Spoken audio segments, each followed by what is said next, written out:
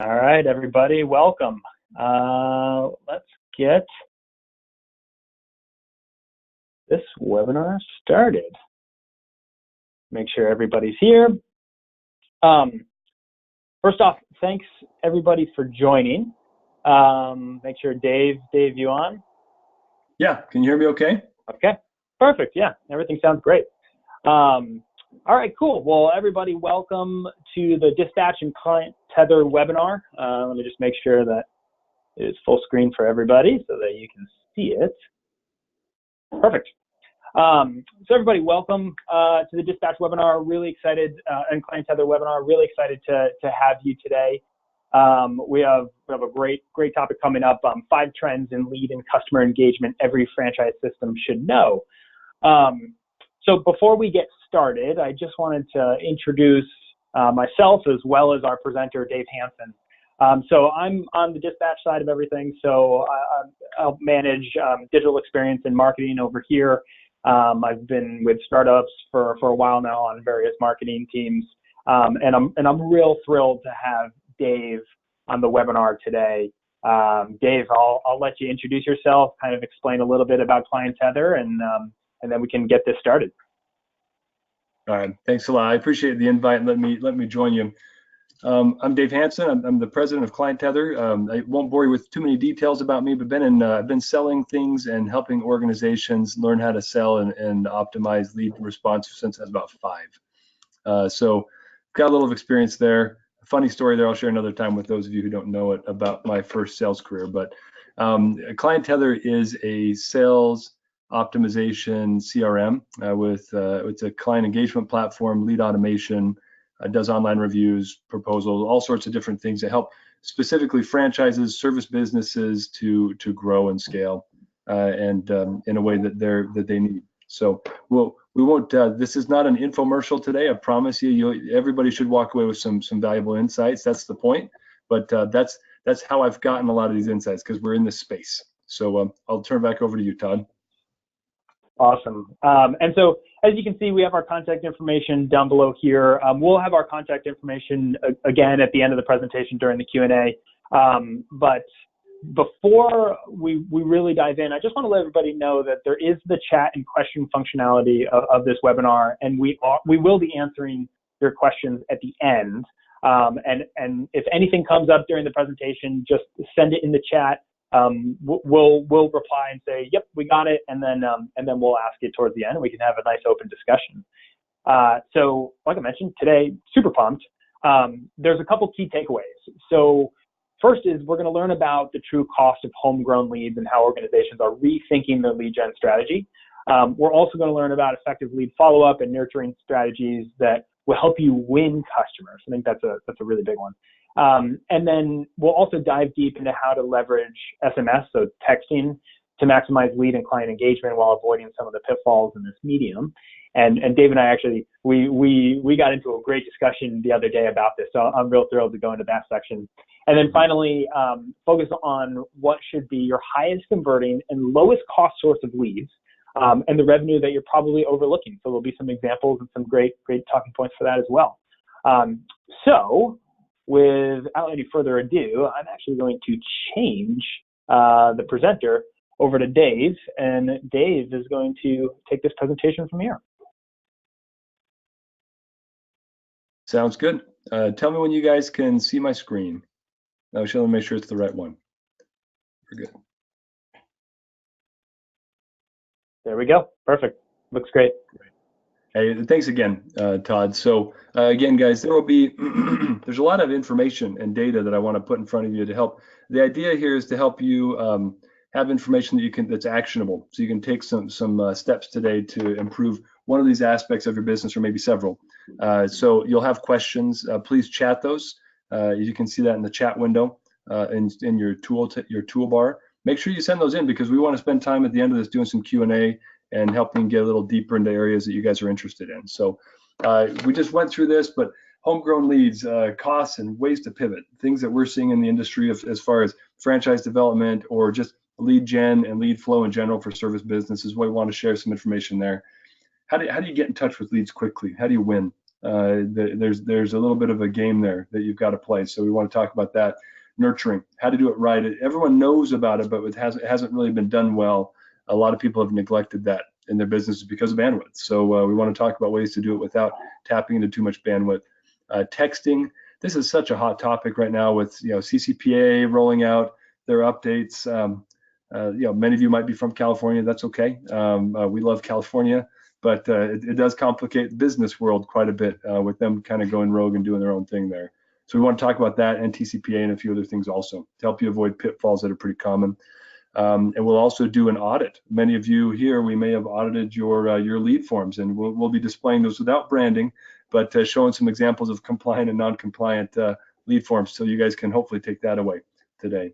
Then we're going to talk about lowest cost, highest converting revenue sources that get neglected a lot. So let's jump right into the content. So lead gen, this is a big deal. A lot of companies I work, whether you're a franchisor or you're a home service company, I want to talk about the real costs here and help you maybe shift your mindset a little bit about how you calculate what's the value of the leads that are being generated. Love marketing groups. I had to work hand in hand with them for a long time. I've gotten to.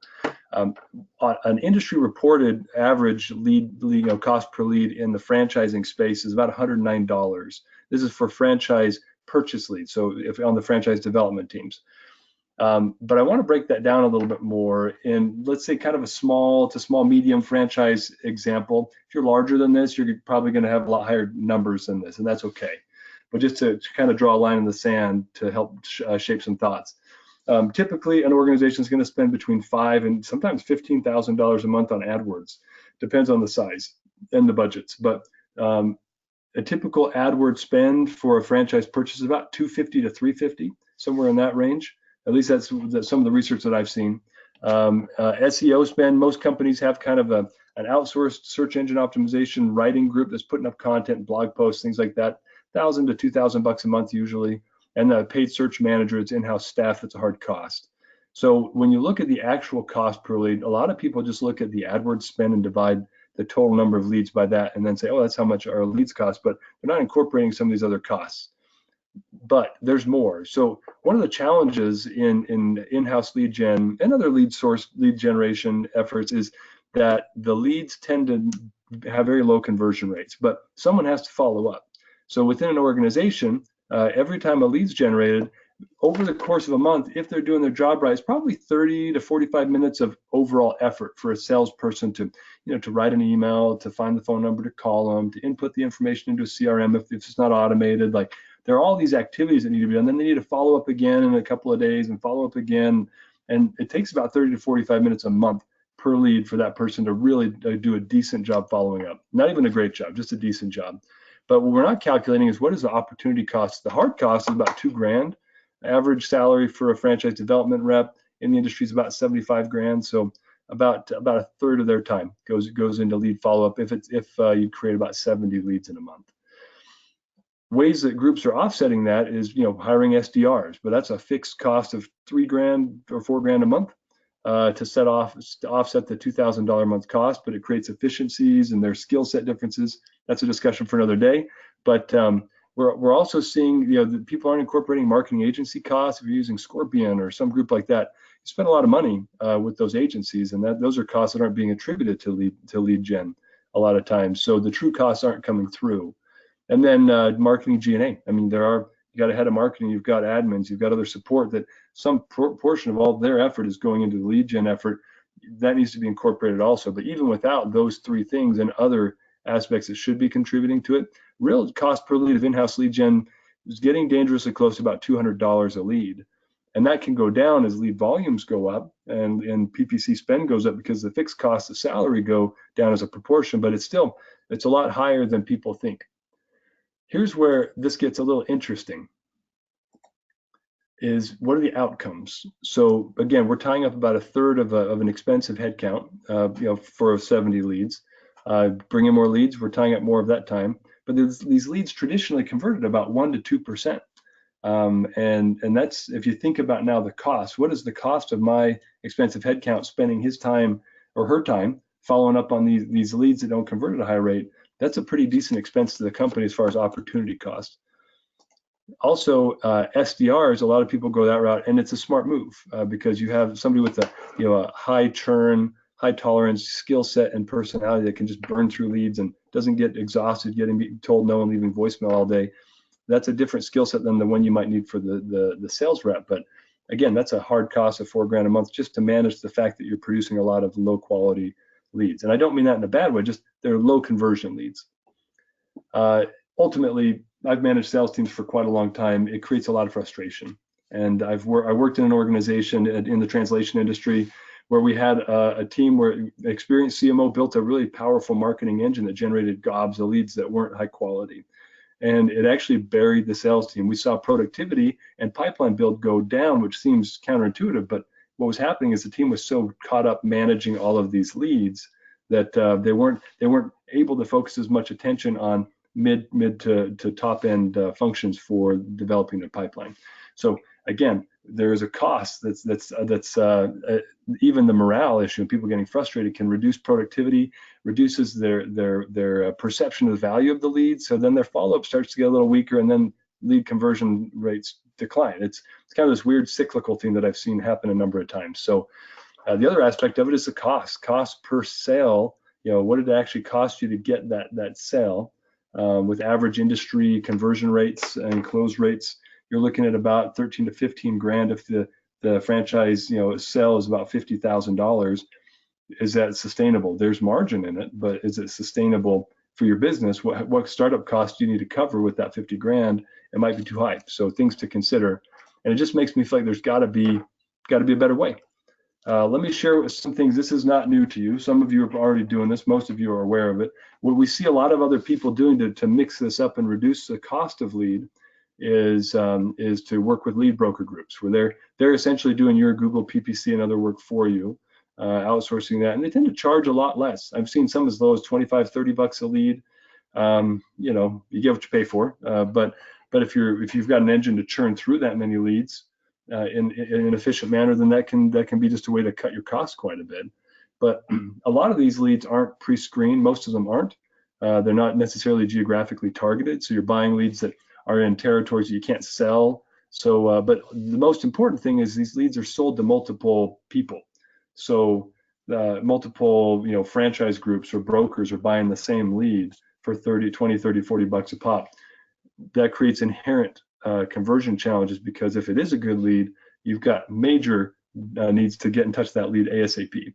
We're going to talk about speed to lead soon, but this is where I'm seeing a pivot, and I've seen a lot of value, heard a lot of very good market feedback with some of the newer kind of hybrid lead broker groups.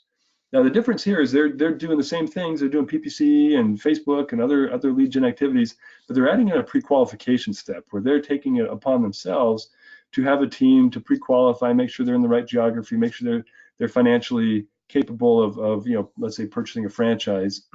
Or in the case of home services, there are a couple of niche groups that I know that are doing this for HVAC, for carpet cleaning, for other groups where they generate the lead and pre-screen it and then hand it off qualified and ready for a technician to show up and schedule an appointment. Those are high value leads. What we're seeing is you would expect a much higher conversion rate, that they're higher cost per lead, but sometimes about 50 to 80% more than the cheaper leads. Now, if you think about the actual cost, if they're 50% less expensive, they convert at 200% more. What does that math now do to your actual lead conversion in sales, as well as the productivity of your sales team? It can be a massive pivot that can really provide a lot of value in a franchise development group or in a service-based business. And I know people that are booking 80, 90 grand a month, 80 to $90,000 a month in business from leads like this, and they're managing 7 to 10 leads now instead of 70 to 80 leads. That completely changes the way the business runs, and profitability, as you can imagine, takes a big hike. So this is something that I'd recommend you guys take a look at. There are groups like Fifth Avenue Leads, if you know them. There are other people that do this. There aren't a ton yet, but I think it'll grow. But it's worth looking at and almost outsourcing or offloading part of that overhead burden to groups that do kind of hybrid lead brokering. Let's shift gears, and pace is going to be fairly quick, but hopefully, as you guys have questions, put them in the chat, and we'll come back to them. Speed to lead, as you know, is kind of the name of the game when it comes to even franchise development or service, especially in the service industry. And it's because there's a lot of data we have now behind this, one of which was from the lead response management study done several years ago, published in Harvard Business Review. But you should know these stats. If you wait more than 5 minutes to reach a lead after it's been generated, if you go wait 10 minutes, the likelihood of you reaching that lead drops 10 times. That's what this chart's depicting here. If you wait 30 minutes instead of contacting in the first 5 minutes, you're 100 times less likely to ever contact that lead. Yikes, right? Like that's tremendous. Now move into the equation that you might be in an industry where you're buying from lead brokers that are selling that same lead to 4 or 5 other people simultaneously. Home Advisor, other groups like that are brokering home service leads. That's not, I'm not being negative, that's just the reality of that system. Thumbtack, Porch, a whole bunch of them, they do the same thing.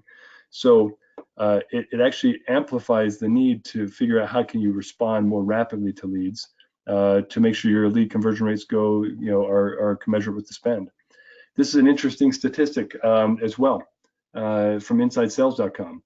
30 to 50% of all sales are booked with the vendor that responds first. This is especially important when you're working in competitive environments like home service. So the question is, what are some things that winning companies do that help to automate the process, to streamline things so that they can be first to communicate? And we're going to talk about each of these. These are things. Automation is, a lot of people get scared of this, especially more established older companies, but automation is crucial if you want to be competitive, but you have to automate the right things. You don't automate your front desk, the guy or the gal that answers the phone. You don't automate things that are high touch client engagement things unless you can do it in a contextually relevant way. We're going to dive into that later, don't worry. But things like getting lead data into a CRM, computers do that better than humans, so let's let them do it. Ways that we see companies that are winning doing that is they use APIs. They use connector hubs like Zapier. They use email parses. They use form posts. Imports is like the 1990s way of addressing this. So if you come back from a trade show, do an import. Otherwise, you should be using one of these other formats to make sure your leads flow directly into a platform, whatever platform you're using, CRM like Client Tether or whatever else it is. It needs to be automated so that there's no gap between the time that lead's generated and the time that lead is being engaged by your team.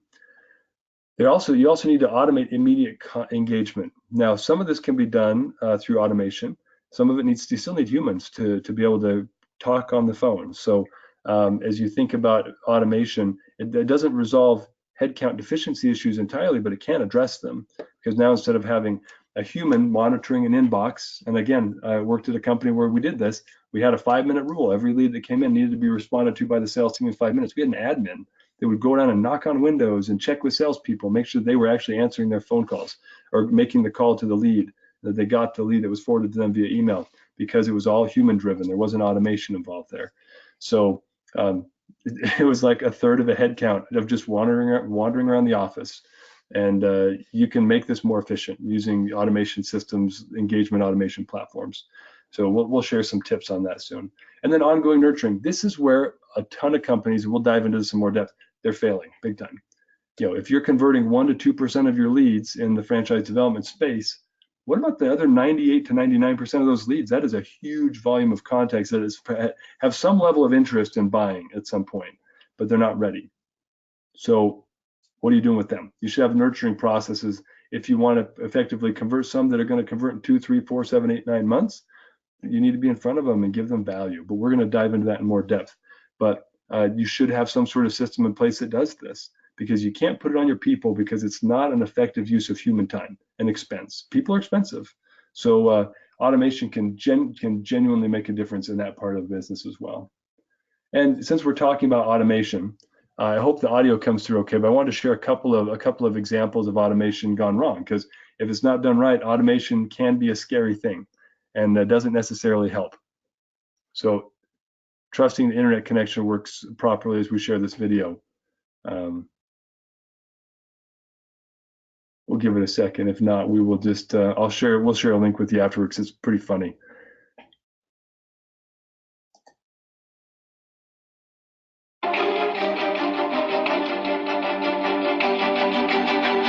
Very helpful getting ready in the morning.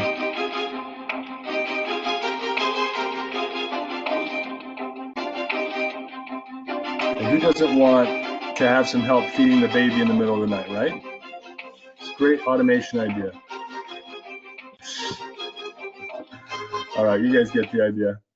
So yeah, I come from a world where artificial intelligence and things like that are a big player in the localization space. But in our world, in lead engagement, franchise sales, things like that, it's important that you build automation, but it's got to be done right. So here are a couple of key considerations that you should have as you're thinking about what type of how should I build automation in my process. And first things first, process always precedes automation. I'll say it one more time because it's crucial.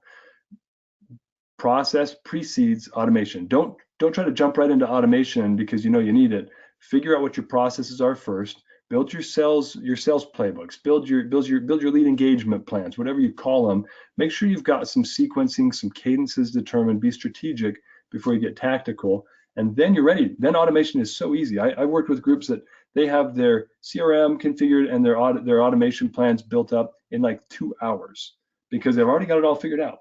And then it's a copy and paste job, flip a couple switches, and then they're already turning on lead sources and engaging.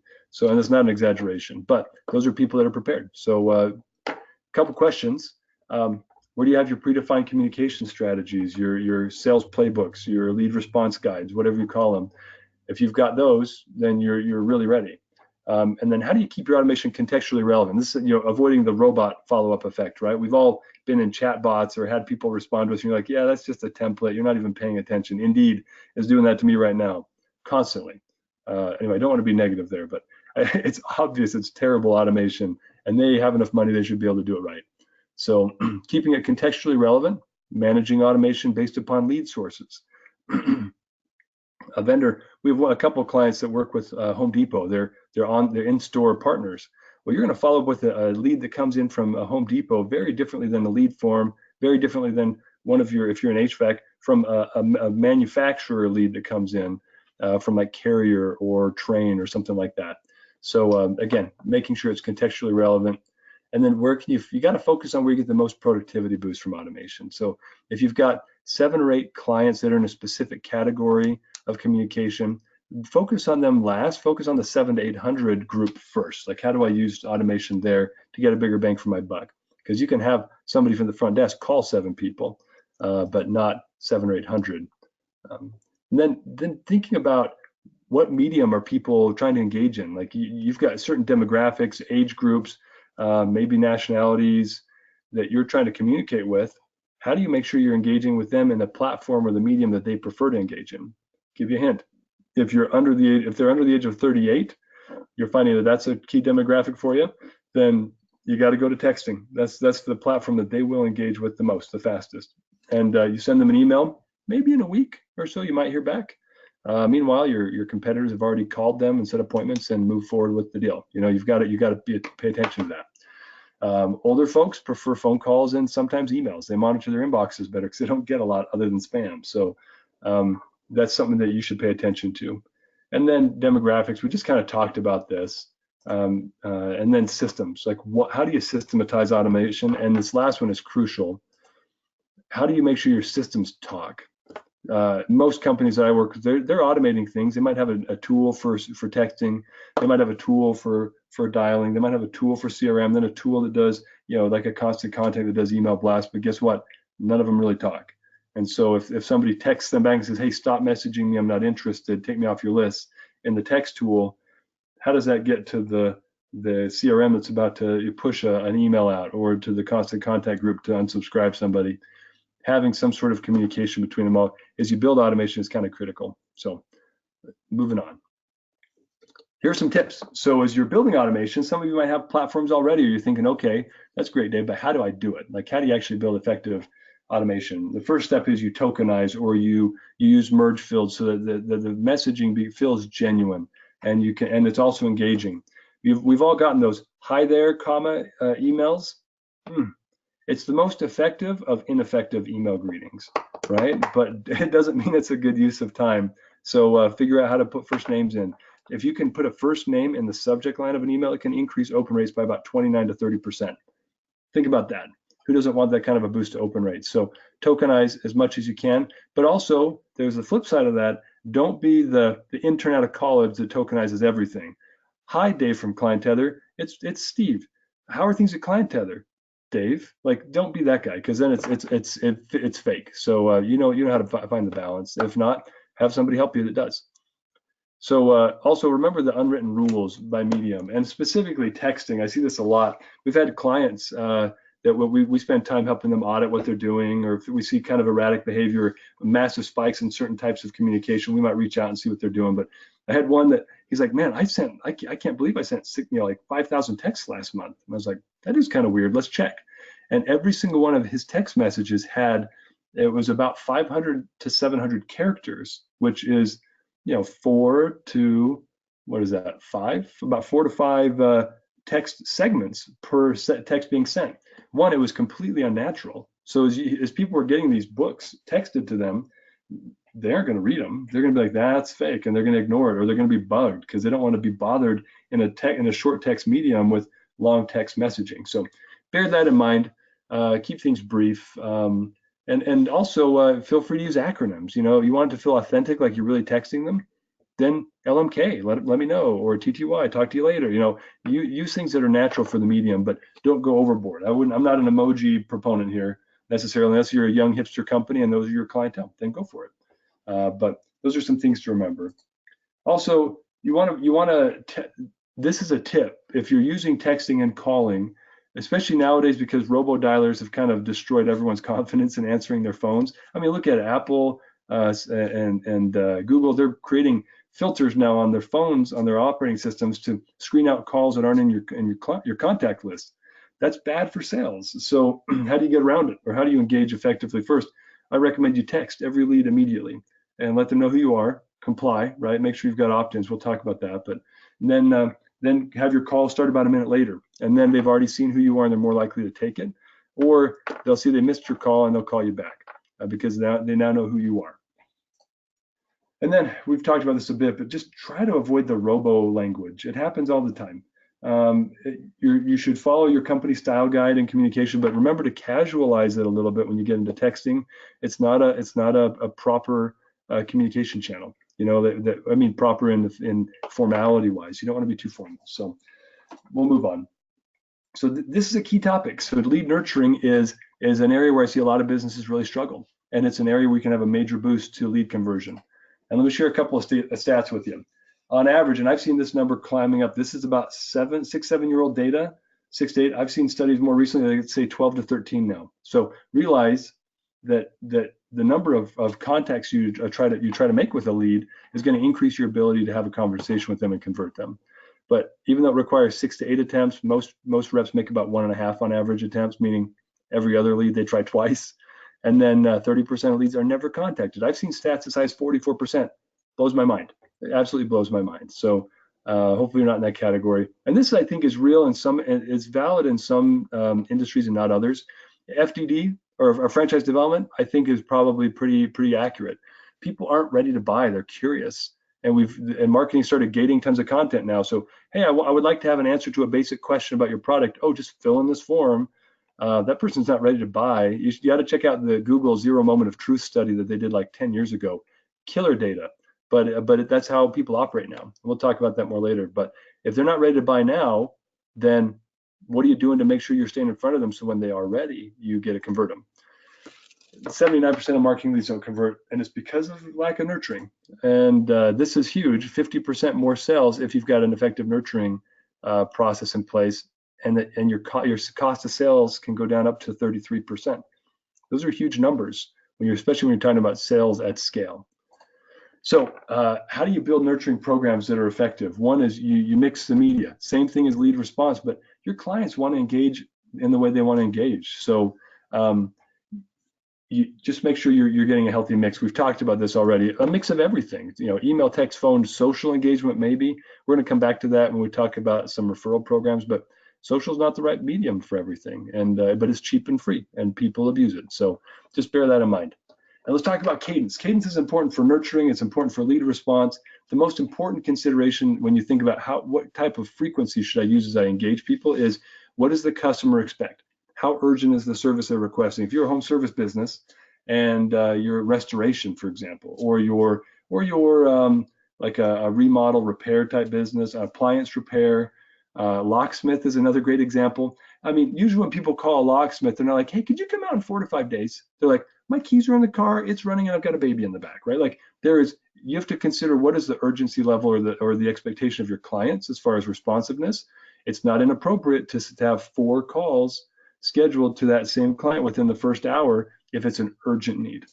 So bear that in mind. If it's not an urgent need, let's say it's lawn care. Still, they're calling you because they want to get their lawn mowed or their yard cleaned up. So junk removal, same thing. Make sure that you're using an effective cadence there. You might have several calls. In the first day, you might have 4 or 5 reach out activities. The next day, you might have 2 or 3. But if somebody's reaching out to you about a franchise opportunity, high net worth person, hopefully, at least your qualified lead is, right? They're probably a little older, a little more sophisticated. Not always. They're not going to want you to call them 4 times the first day, right? So manage your cadence in accordance with the expectations of the sales process and the client. And how frequently do things change? I mean, you want to make sure in a nurturing process, if you're in an industry where everything pivots every 3 to 4 months, new products are coming out constantly, changing service levels, insurance is changing regulations regularly on restoration type business, you might want to have a regular touch point that kind of mirrors that cadence with the industry change. Technology companies should be in front of their clients pretty regularly because things change a lot. And then the questions about how long should you be nurturing that lead. If it comes in and they've expressed interest in buying your product, they never really respond to much, it's not unreasonable to nurture them for the next 12 to 18 months. Anything over 24 months, you just got to be careful. You want to be reasonable and make sure you have proper opt-out capabilities. And then we've talked about this, but blend of media and timing. Key things to think about. Here's, if you don't take anything else away from this is the thing. Whether it's lead engagement, nurturing campaigns, nurturing means to give like nutrition and value, right? You have to give value to people. I get all these nurturing campaigns from people. It's just pitch after pitch after pitch after pitch. They're trying to take from me. Every message is a take. Guess who gets unsubscribed first? Those guys. Guess who gets, I delete them all. I don't even read them because I'm like, oh, here's another pitch message from Indeed's guy. Sorry, I keep picking on them, but it's like current because we're hiring people and they're all over me. And they're not giving me any value at all. They're just like, we want an appointment. We want an appointment. Spend money, spend money. Wrong. That's a terrible way to engage a new lead. What you want to do is provide value. You also nudge to actions. Maybe I coined this. I don't know if I did, but it doesn't matter. The point is you don't want to have like hard call to actions with new leads. Nurturing, you're trying to get them to take small incremental steps. Like, hey, why don't you check this out? Or even your messaging changes in a nurturing campaign. And a key thing is what are key questions that they've got? How do you answer those? And then you build out blog posts and things and link to them and articles and curate content. Share video, create video content, share those tips out. It's a really easy way, especially when you're talking about franchise development. You want to give them the things that they need. Here you go, to coach them toward buying from you. If it's a big buy, they might not have financing in order. Send them information about how to get your financing prep. They might not qualify with their net worth. Show them how to get ready for that.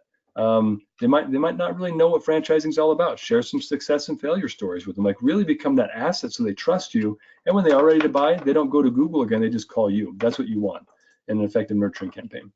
Okay, going to shift gears, guys, to texting because this is a big hot topic right now. There's some litigation out in the marketplace and people have done it wrong and gotten in trouble. Let's make sure you're not one of them. And I'll say this up front. I'll remind you again later, but I'm not an attorney.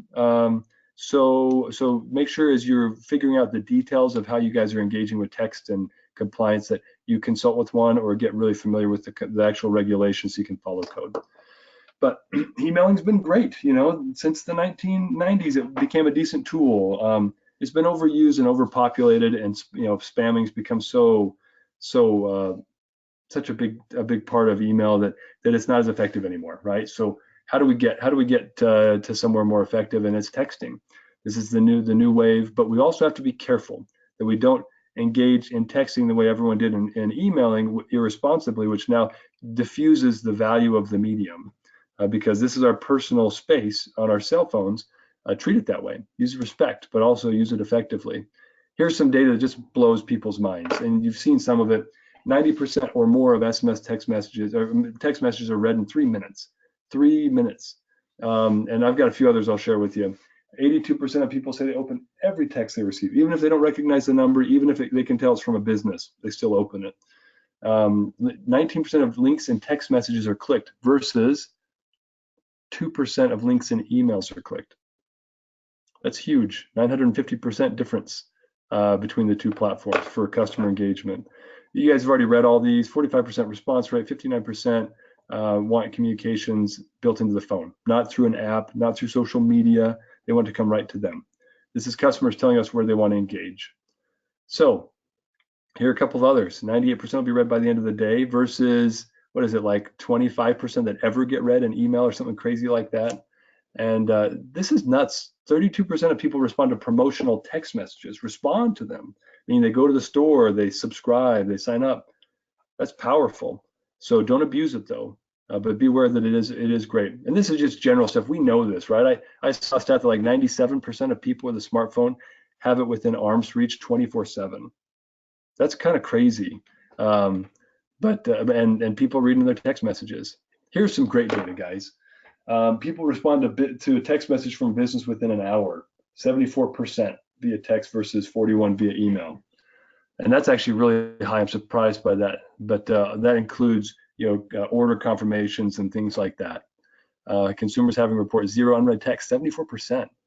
And I can't remember what the data is for emails, but it's ridiculous. Oh, here it is, 17% have 0 unread emails. I'm not one of those guys.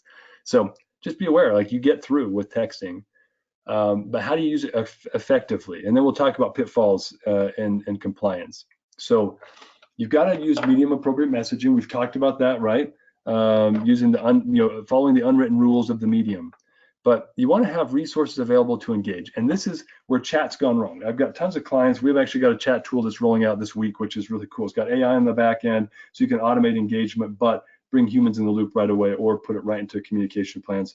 That was a pitch. I'm not trying to pitch, but just want to give you an idea. I talk to people about chat quite a bit right now, and this is how it works. They're like, oh, we got a chat thing on our website. And I ask them, how quickly do you respond? No joke. Oh, within about 15 minutes. The reason that's the case is because they don't have the staff, or they haven't put a process in place to make sure people are responding. Chats can convert a lot of leads, or you engage people really quickly at top of funnel rather than putting them in a form and creating a lead that's of no value. You can help divert them away if they're not a good use of time, so you're not wasting sales time to follow up on leads for forever, or you can help to qualify them quickly and give them a human engagement experience. So have people available to engage via chat. If you've got a tool that's going to do this, you can't send out a chat blast to 500 people, have 50 people respond right away, and then not respond to them, because they will now feel as disingenuous and they won't get back to you. So also share value, guys. Like, this is not the pitch platform. Please don't. That's how we turned email into spam, and people stopped responding. So just be cautious, be respectful, and then ensure two-way texting. I saw a study out of the UK where 75% of people that were getting texted from businesses said they get frustrated or angry when businesses text them and then they can't reply because they're using text broadcast technology. If you got it, just throw it away. It's not worth it. You're ticking off 3 out of 4 people if you're just broadcasting text and they can't reply back to you and have a meaningful discussion. 38 and below, this is how they want to engage. So make sure you've got tools that are bilateral communication that also are easy for your team to engage and monitor and work with your clients. And then compliance. Texting is a risk, but it's a measured risk. And if you do it right, it's not risky at all. You just have to make sure you got the right tools in place to automate compliance. Somebody responds, stop. Don't let that get buried in an inbox and take no action. That is not compliant. And the next time you send a text, it can cost you $500 per extra text. I had a recruiting firm. We got our teenage son a cell phone, and he immediately started getting text messages from a recruiting firm who had somebody in their database who had owned the cell phone number previously. We sent them like 7 or 8 messages: stop, cancel, please stop texting us, wrong phone number, 0 response. We got 25 follow-up text messages. Each additional one is $500. I could have paid for his first year of college legitimately. I could have taken him right to court, but I called the owner and I was like, hey, you got a problem, pal. Like, this is what's going on. This is the dollar amount that I could sue you for now, and I have no interest in that. But if you don't fix it, I promise you there are people out there that aren't like me. They would be like, sweet, I'm going to pay my rent for the next 2 years, like from suing you for all these text messages. make sure that you got compliance automation in place. And one tip that I saw in some studies is noon to 3, if you're sending out any sort of promotional text, that's the best time to reach consumers, is between noon and 3. So take note. Let's talk compliance, everyone's favorite topic. SMS compliance, there are 2 key things you got to pay attention to in the US. TCPA, which is the Telephone Consumer Protection Act. It's been around for a while, but the intent is to make sure people aren't getting abused. Robo-dialers abuse that, and there's, I think, a lot of litigation probably coming, as Todd mentioned, in the next year or so that's going to probably help eliminate that. CCPA, part of what they were trying to accomplish, I think, if I'm being fair, was address that issue, but I mean, we'll see. A couple of things that are required. You need to have mobile opt-in or web opt-in. They have to opt in expressly.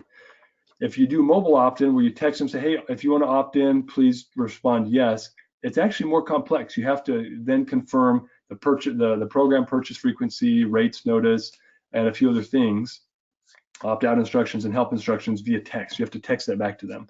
And if you do a web opt-in, it's a little easier, but you've got to do it right. You've got to have a checkbox that they can't be pre-checked. They have to check it themselves, and you have to have language that says, hey, you acknowledge by filling out our form here and giving us your data that we can call you and text you and email you with the data you provided, and you can opt out here, and if we're texting, then rates apply, and here's how you opt out of texting. Like, those are key components you need to have. This needs to be presented clearly, and you have to have a record that they check the box as part of your process. So you also have to have an opt-out requirement, and this is where automation and compliance is important. You should probably in every first text message say, hey, identify yourself, let them know that you're going to reach out to them, or whatever you're trying to do with that first message. But then you need to say reply stop to cancel texting. And if you do that at least in the first message, you're pretty good. And then every now and then over time, if you're texting them over a year or two, you probably want to send that reminder out every now and then so people can unsubscribe essentially. Let me show you some lead forms. Now, some of these may or may not be from people who are on the webinar. I looked at a bunch of websites of people who had registered, and I thought I'd show lead forms that I came across. This one's not, everything else is. Are these compliant web forms? You can't respond because you're muted. The answer is no. How about this one? Is that a compliant web form? If you plan on calling or emailing them or texting them after they fill this out, nope. How about this one? How about that one? Now, I'm glad you're using CAPTCHAs. That's preventing the spam leads from lead crawlers to spam you, but nope. How about this one? This is the only one I found. It took me 30 minutes to find a compliant lead form from people that had registered. That's not a dig, guys, but just to elevate your awareness, if you're texting or calling people that have filled out your lead form, you need to have an opt-in message. This one's pretty robust, obviously written by an attorney. It doesn't need to quite be this robust, but again, not an attorney, but you just need to make sure your declarations are clear and your intent to reach out to them, and a confirmation. They have to check. Actually, I take it back.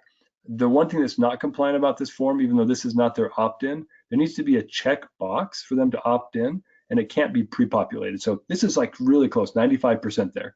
But again, probably need to check that and make sure you're following the right TCPA process.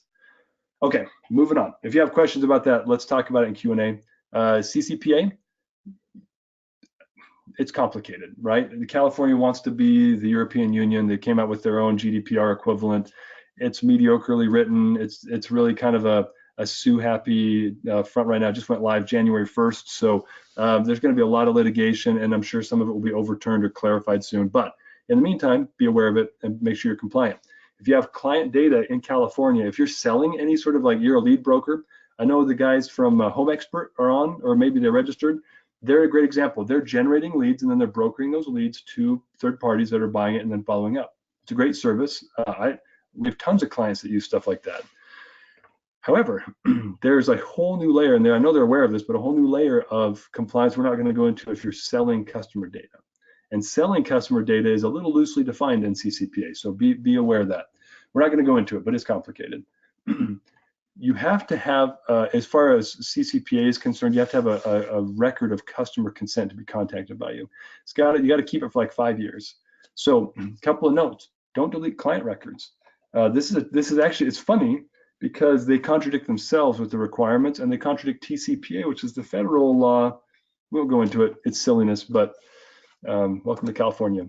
So they have a requirement in here that if a customer contacts you and says, I need you to delete my contact information out of your database, you need to comply. Or you need to be able to respond to the customer and explain to them why you're not going to do it. The one exception of that is if you have customer data and they have opted in or opted out, you need to be able to keep that record for TCPA compliance. So anyway, now I'm probably just making this confusing and complicated, but be aware you need to be able to show that you're deleting a customer record. If you're operating in California a lot, franchisors that have locations there, there's a reason I've talked to franchisors who are like, we're never going to sell to California because they're a mess now. But be aware, you just have to be compliant with this. You have to have good records keeping systems of customers coming in and opting in. And then if somebody contacts you and says, hey, remove my data, you need to have a record of how you've taken some action, maybe unsubscribe them and responded to the customer, or you need to be able to delete it. If you delete the record, now you're not compliant with TCPA. So it's a fun conundrum, but I'm sure it'll be clarified in the next 6 to 12 months through litigation. Enjoy if you're doing business in California, but just be aware of it. Now, again, my last time I'll iterate this, I'm not an attorney, so make sure you work with the proper legal counsel if you're trying to get this in place, and that way you can make sure you're compliant and your language is clear. Those things are important. So we're going to move on, compliance, into the last and hopefully most valuable part of this, or at least a valuable part. What are these hidden values in your company, in your lead flow, in your client list that aren't getting attention? Current clients tend to be one of the most neglected groups of people. We spend a ton of money to get them. We've spent a lot of sales activity to win them, and now we don't spend time with them. They're 6 to 7 times cheaper to keep than to get new ones, and yet we still neglect them. We also lose people. I looked up new data on this because Todd questioned my data, so I found some even more data that's more compelling. Depends on the industry, between 16 and 45% attrition annually, in depending on the industry. Wow, like that's a lot of lost revenue. How do we retain business better? Here's a solution, not the only one, but you need to have retention campaigns. You need to have true engagement with your customers. Again, we talk about value. You've got to give them value. Don't pitch them. Don't send them newsletters, for crying out loud. Like 1980s called, they want their strategy back. Quit sending newsletters out. They're about you. It needs to be about them. Stop talking about yourself. That's my one advice as you're talking about retention campaigns. They don't care that you just added a 375th location. What they do care about is, how do I keep my walls clean after you paint them? Or what are some tips I can use, or how can I identify if I'm getting yard grubs if I'm a landscaping company, or what are some things I can do to maintain my locks if I just replace a lock? Things like that. You give out tips and tricks and value-added touches, they'll start reading your messages and engaging with you more. Then your nudges to actions, your calls to actions, they'll be ready for those things because you're kind of grooming them to be responsive and engage with you over time. Here, let's talk about referral campaigns, because, okay, the first precursor is if you want to get referrals from clients, you got to speak to them when they're happy with you. And you also need to develop them into somebody who's capable of giving you referrals. But check this out. If people that are looking to make a purchase, 3 out of 4 of them are going to engage their peers to validate the purchase decision beforehand. That's a big number. If you're grooming your people to be good advocates for you, then they're giving people good advice and you're getting referrals. We tend to get, I don't know, we've gotten 6 referrals this week as a company that are all good ones. Like that's a brag. I'm not trying to brag, but we really do focus a lot of effort on trying to focus on the front end, good experience and success, but then staying in touch with people using automation and giving them value. And so the net result is people tend to refer us to their friends. When someone says, oh, I need this or I need that, they tend to refer us. So you've already read the stats. We'll move on to the next one. These 2 are interesting. So look at this on the left. These are how companies traditionally try to engage via in referral campaigns, email, social media, and then lead forms, verbal, shareable links, print cards. Look at what the most effective, most successful referral methods are. Verbal, lead forms, email, print, almost in inverted order, right? Social's cheap and easy and everyone thinks I've got to be social. That's not where most referrals are coming from. They're coming from word of mouth, face-to-face conversations, and lead forms and email, right? So empower people and make sure you include those. Here's another thing, a mistake people make is they engage, somebody gives them a referral and then they stop asking. but 34% of customers make 2 to 10 referrals. Go get the second and third one. 5% make 11 plus referrals. When they're thrilled, they'll talk all about you and refer a ton of people. But make sure that you've got a plan in place. We all know this. I've seen data from 6 to 17 times more effective, but the conversion rates are crazy high on referral leads. These are things that you've got to, they're precursors, right? You've got to have a good customer experience, product, service, right?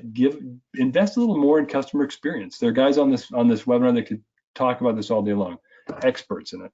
But that's how you create loyalty and people that are motivated to share.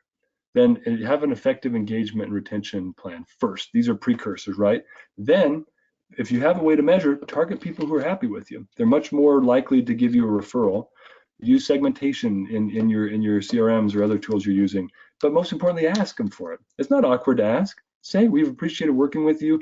Often you'll talk to people that are looking for services like ours. We would love it if you'd refer them. Here's a link you can use, or just email them to me, and I'll gladly give them a call. I put an asterisk next to incentives. Some companies and some industries cannot do this, and I know franchising is very regulated, so you got to be careful. Others, insurance and other things and healthcare, they're regulated, so you can't incentivize them. But in industries that aren't, look at this. I mean, Tesla had 4,200% returns on their investment in their referral program. It was a quarter of their sales at the end of 2015. Harry's created 100,000 leads in 1 week just from referrals, the shaving company. And Evernote, 13% of all their clients, of 1 billion clients, came from referrals. It's 130 million clients. So it's effective. And they did it with incentive programs. Some of it were discounts, some of it were cash incentives. Figure out what works for you guys if you want to do incentives, and then incentivize people. And then ask again, because a lot of these people that give referrals, they're going to give more than one. And you want to capture that. Well, we are done. We went a little long in some of the content, but Todd, let me turn it over to you so we can do some Q&A. No, that was excellent. We got a handful of questions that came in. Let me start with the first one. As you were talking about compliance, this is probably where this came from. How does texting compliance work in Canada? That's a good one. I didn't include a slide on that, but I know a few people registered were in Canada. The nice part is the Canadians are a lot more reasonable than us Americans, and much more reasonable than the Californians. And so there is, I forget what it's called, CSAL or CSAT. There's another compliance regulation, but here are some of the things I like about Canadian compliance. You still need to have opt-in, but you can have a verbal opt-in. You can also have an implied opt-in in Canada, which you can't have necessarily in the US. You can with TCPA, but you got to have an existing business relationship with them. In Canada, if somebody's ever ordered a product from you in the last 2 years, it's an implied opt-in. You can text them, which is cool. In the US, that's no bueno. You got to have an actual opt-in. And just a reminder to everybody, if you're looking to add any questions, you can do it right in the chat. That's where we received them. The second one that came in, let me just scroll to it. What happens? Oh, so I think this one's referring to the chart with the response time. So it says, what happens before 5 minutes in the response chart you mentioned? I think that was slide. Yeah, I'll go up to it. It was early on. Yeah, I'll get to it. Slide 11. Yeah. Okay. In fact, if I move this, I could navigate a little faster. But we'll get there. So that's a great question. The true answer is I don't know, but I can tell you what my inclination is. I have seen, especially because people are expecting responsiveness a lot faster. Things are more competitive in the industry, and what I have seen is people are expecting you to be responding faster. So my suspicion is now if you auto respond, some people get turned off if their phone rings 2 seconds after they fill out a lead form. That feels a little eerie.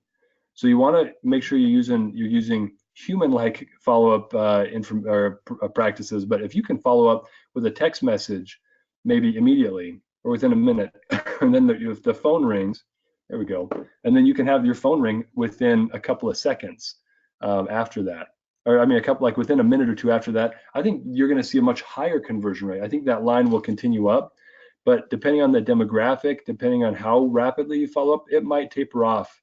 Maybe even fall back. So I don't know, but I've seen very effective. I mean, just to give you an example, I had people reach out to me while I was in a meeting this last week, and I got our system calls me immediately when a lead comes in. So I answered it, stepped out of the meeting, listened to it, and within 45 seconds I was on the phone with that person, and they were impressed. But it's because they expect me as a sales automation, lead engagement, response automation platform to respond quickly.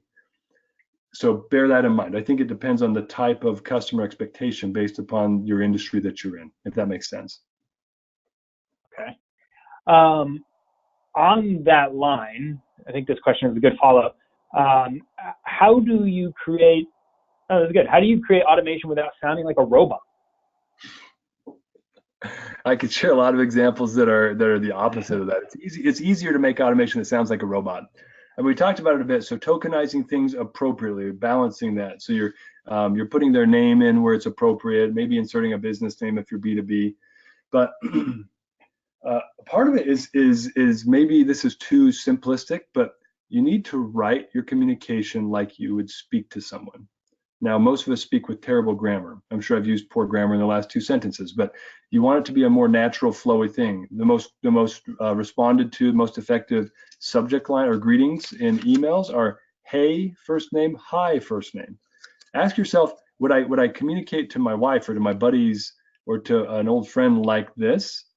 And if you read your email out loud, read it out loud. If you read it out loud to yourself and you say, "Nah, that sounds like somebody wrote it for me. I would never say that," then start over or edit it. And I guess those are the simple guidelines. Read it out loud to yourself and then ask yourself that question. Would I send this to my mother? Would I send this to my friend?